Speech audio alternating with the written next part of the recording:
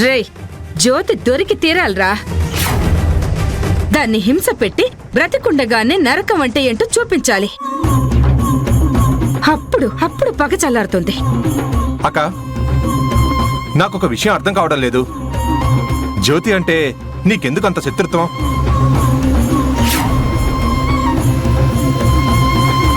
మన పగ శారద మీద కదా, మళ్ళీ మధ్యలో ఆ జ్యోతి ఎందుకు?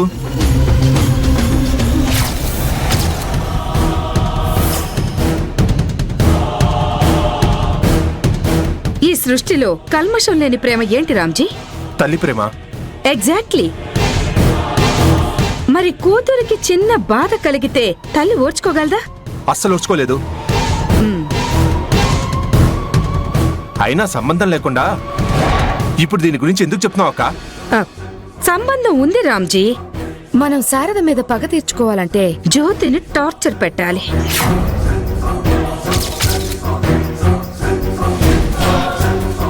ఇదేం సంబంధం అక్క? సంబంధం కాదు, తల్లి కూతుళ్ల బంధం.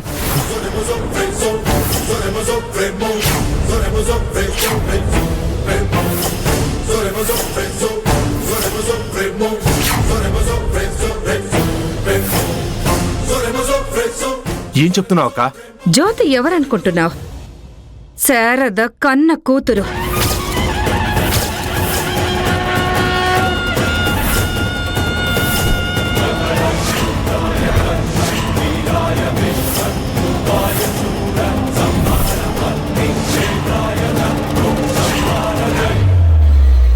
అవునా?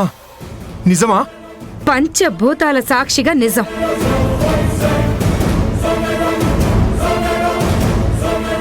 అందుకేరా జ్యోతిని అన్ని హింసలు పెట్టేది.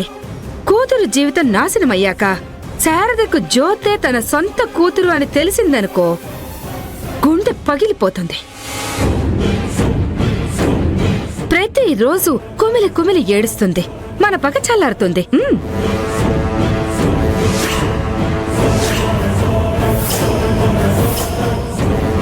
అందుకే జ్యోతి ఎక్కడున్నా మనకు కావాలి.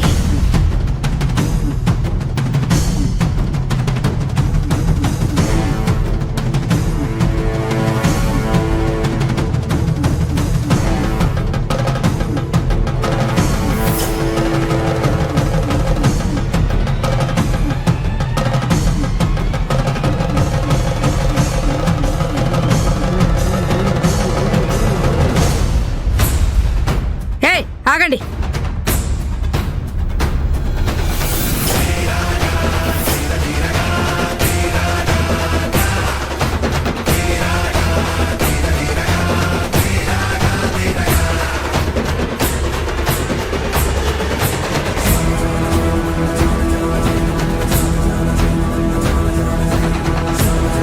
నా కోసం నా ఇంటి గుమ్మం దాకా వచ్చిన వాళ్ళు నన్ను కలవకుండా, నాతో మాట్లాడకుండానే గమ్మున వెళ్ళిపోతున్నారు. అంటే అంతా విన్నారా? అంతా విన్నాం. ఇన్నాళ్ళు నా కూతురు జీవితంతో ఆడుకున్నది నువ్వేనా? మా జ్యోతమ్మ శారదమ్మ కన్న కూతురా? అవును. అయితే ఇప్పుడేం చేస్తావు? ఈ విషయం మొత్తం బయట పెడతాను. నువ్వెంత రాక్షసువో అందరికీ చెప్తాను. ఈ రోజు మొత్తం నీ బండారం బయట పెడతాను. పదరమణి. ఏయ్, ఆగండి.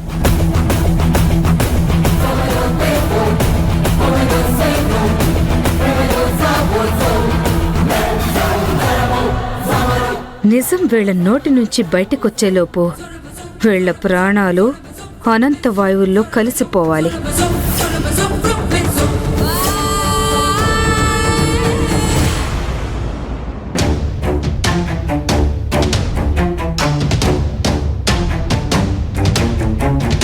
జ్యోతి ఏంటి అసలు ఎందుకు పోలీసుల దగ్గర నుంచి పారిపోయి ఇంత పిచ్చి పని చేసింది? పోలీసులు ఇప్పుడు తనని వెతుకుతుంటారు కాబట్టి ఫ్రీగా బయట తిరగలేదు. మరి గడువు లోపల పందెం ఎలా గెలుస్తుంది?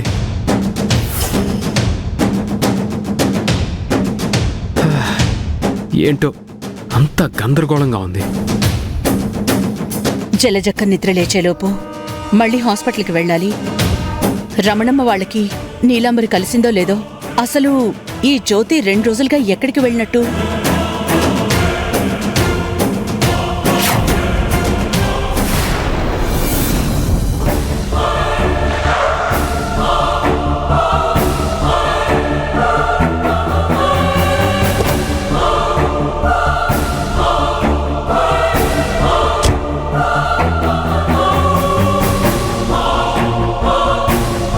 ఏంటి నీ ప్రాబ్లం? మా నాన్నని చెల్లిని మాకు లేకుండా చేసి మిగిల్చిన దుఃఖం సరిపోదా నీకు? ఇప్పుడెందుకు మా కాపురాన్ని చెడగొడుతున్నావు? నేను జ్యోతి ఒకరికొకరం దూరంగా ఉండే సిచ్యువేషన్ ఎందుకు క్రియేట్ చేస్తున్నావు? భార్య భర్తల్ని విడగొట్టి నువ్వు సాధించేదేంటి? నువ్వేం మాట్లాడుతున్నావో నాకు తెలుసు రాజీవ్. నేను మీ నాన్నని చంపలేదు. ఇంకో విషయం, నేను మీ కాపురాన్ని చెడగొట్టడం ఏంటి? మీరిద్దరూ కలిసిమెలిసి ఉండాలని రోజూ దేవుడికి మొక్కుకుంటున్నాను. చెయ్యాల్సిందంతా చేసి ఇప్పుడు దేవుడికి మొక్కుకుంటే ఏంటి లాభం? నేను జ్యోతిని ప్రాణంగా ప్రేమించాను. శ్రావ్య మెడలో కట్టాల్సిన తాళిని తన మెడలో కట్టాను. వెంటపడి కన్విన్స్ చేసి కాపురానికి తీసుకెళ్తే మా మధ్యలో నువ్వు దూరావు. మమ్మల్ని బ్రతకనివ్వవా? కాపురాలు చేసుకోనివా? అది కాక ఇప్పటిదాకా నువ్వు మాకు చేసిన నష్టం సరిపోదన్నట్టు జ్యోతిని దాచిపెట్టావు. చెప్పు, ఎక్కడ దాచిపెట్టావు జ్యోతిని? శభాష్ రాజీవ్, సూపర్, చాలా బాగా నటిస్తున్నావు. ఆపరాన్ని నాటకాలు. అసలెక్కడా నా పొలికలు రాలేదేరా నీకు? అయినా నేను జ్యోతిని దాచడం ఏంటి? 2 రోజుల నుంచి నేను నా బిడ్డ కోసం వెతుకుతున్నాను. అయినా నువ్విలా అవుతావని నేను అసలు ఊహించలేదు. నువ్వు సౌమ్యంగా ఉంటే నా మేనలుడు చాలా మంచివాడు అనుకున్నాను. జ్యోతి మీద నువ్వు చూపించే ప్రేమని చూసి శ్రీరామచంద్రుడి లక్షణాలు ఉన్నాయని గర్వపడ్డాను. నీ మంచితనం నటనేనా? జ్యోతి మీద నీకున్న ప్రేమ పై మెరుగులేనా?